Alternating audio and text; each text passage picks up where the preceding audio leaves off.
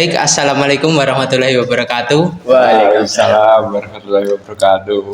Perkenalkan, nama saya Bangkit Setio Triatmojo Saya Sigit Haryo Guritno. Saya Muhammad Faridianto dari STKIP PGRI Trenggalek. Di sini saya dan teman-teman akan membuat video wawancara kepada Mas Farid yang salah satu atlet pencak silat dari Kota Trenggalek. Baik, kita mulai pertanyaan pertama, Mas Farid. Ya baik, Apa yang membuat Anda tertarik untuk terjun di dunia pencak silat? ini yang langsung saya jawab ya. Ya. Yang pertama yang saya tertarik itu, yang pertama dulu itu saya kan senang olahraga ya. Tapi belum kepikiran kalau saya itu bisa jadi atlet sampai sekarang itu. Yang pertama itu dorongan dari kakak saya.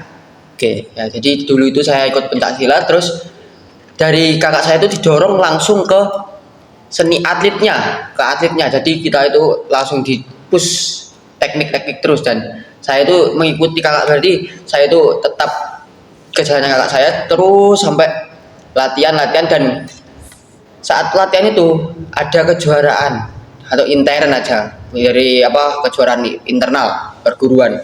Nah, saya dicoba latihan dan ternyata itu saya itu bisa juara. Wah, kok bisa juara?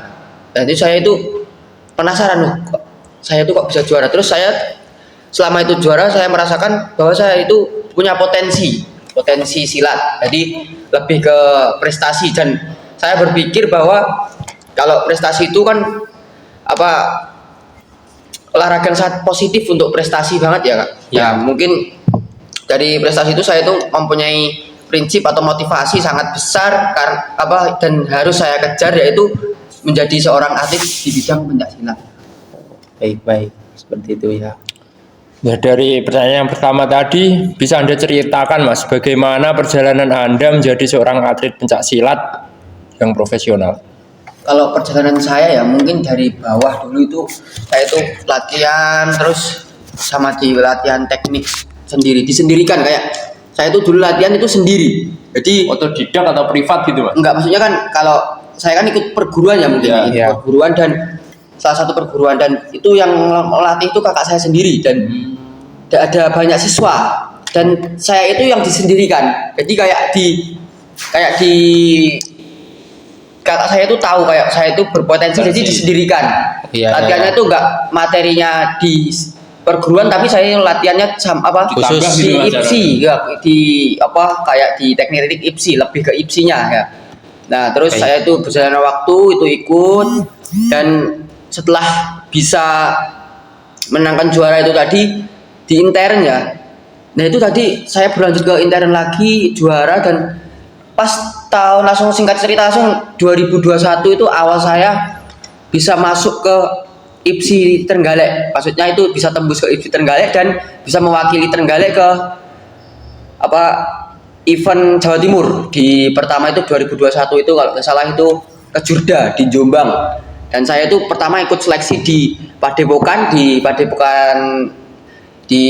mana saya itu ada Padepokan, di sana itu seleksi, dan alhamdulillah saya itu bisa menang seleksi dan lanjut ke event yang ada ke Jurda di Jombang itu. Dan pertandingan saya itu paling pertama saya itu bisa lanjut ke event provinsi ya, Jawa Timur ya. Saya mewakili itu, dan itu pada tahun 2021 itu awal mula pertama bisa masuk ke Trenggalek dengan membawa IPSI untuk Kabupaten Trenggalek. Dan ternyata saat pertandingan itu saya kan masih awal, mungkin kalau di intern bisa menang, tapi di intensitas di pertandingan sana itu di luar dari kabupaten ya, di Jawa Timur khususnya, itu bergengsi sekali. Jadi mental apapun itu berpengaruh, soalnya banyak dari ke provinsi-provinsi lainnya. Dan pada saat pertandingan itu saya itu pertama langsung mengalami kekalahan karena itu kurang latihannya kurang, mungkin dari segi mentalnya ya juga masih demam panggung juga mungkin. Dan tapi setelah itu, dari kekalahan itu kan biasanya atlet itu kan kalau cuma mencoba-coba ya, mungkin kalau kita sudah kalah berarti sudah nggak bisa. Dan saya itu penasaran, tetap latihan terus sampai apapun itu latihan, terus ada seleksi saya ikuti, ada event-event kecil-kecil atau event open di kabupaten lainnya yang saya ikuti, dan alhamdulillah bisa berkembang dan bisa juara-juara, dan akhirnya pada tahun 2022 saya bisa dipanggil lagi ke Jawa Timur untuk mengikuti seleksi Praporprov yang di kabupaten. Alhamdulillah bertepatnya di seleksinya itu di Padepokan Tapak Suci yang di Sumberingin ya. Alhamdulillah saya itu bisa lolos dan mewakili Praporprov di Bojonegoro. Dan di Praporprov di Bojonegoro itu ada 13 anak dari atlet dari Trenggalek. Dan yang lolos itu alhamdulillah cuma 3. Jadi kelas D, E saya sendiri, dan kelas F. Dan setelah dari seleksi dari Bojonegoro lanjutlah ke Porprovnya, ada di Lumajang. Jadi kita bertanding di sana cuma 3 atlet dan 2 official, langsung berangkat ke sana dan melakukan pertandingan. Alhamdulillah masuk ke semi semua dan saya sendiri bisa mendapatkan juara 3. Meskipun hanya juara 3 itu kan sudah provinsi, saya sudah bangga sekali, dan tapi saya belum puas dengan hasil sementara itu, dan saya tetap terus mengejarnya, latihan terus, tidak mengingat waktu sampai capek, sampai sakit, terus tetap latihan terus. Dan itu pokoknya jadi atlet itu ya susah-susah gampang sih maksudnya. Baik, mungkin bisa dikasih tahu pada rekan-rekan sekalian prestasi yang paling berkesan dalam atlet profesional pencaksilat Anda. Mungkin ada yang paling berkesan yang pernah saya juarai gitu maksudnya. Ya.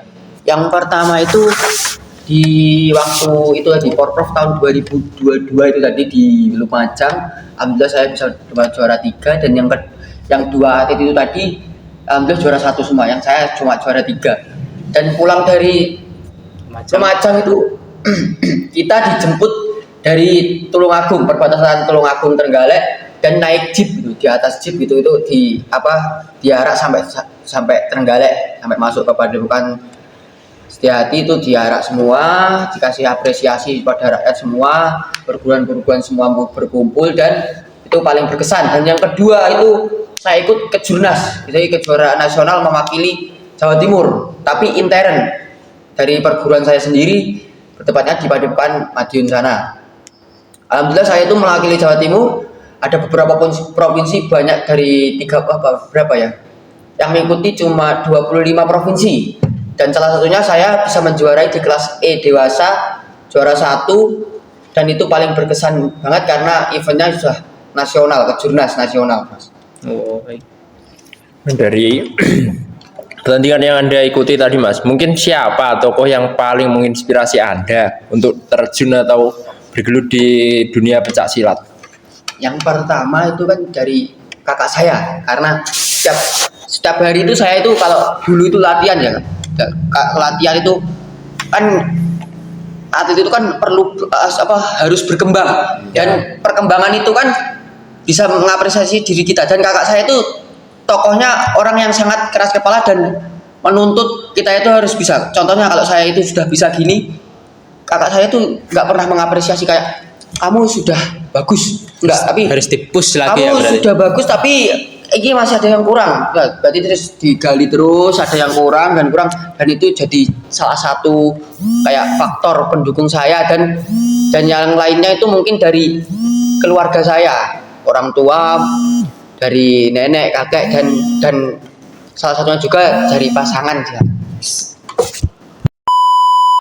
Baik, untuk pertanyaan terakhir, Mas, mungkin ada pesan ataupun pesan-pesan kepada orang-orang di luar sana yang ingin mendalami tentang atlet pencak silat ini. Ya, untuk pesan-kesannya itu yang pertama ya, kalau kita pengen berkarir ataupun meraih sesuatu gitu, kita harus terjun. Ya kalau ibaratnya kalau kita itu mau berenang ya terjun ya terjun basah-basah semua, enggak setengah-setengah. Jadi kita kalau pengen jadi atlet ya sakit-sakit dahulu, senang-senang, kemudian jadi latihan terus, gak usah berpikir ataupun sampai kok berpikiran pesimis, harus optimis kalau kita itu bisa.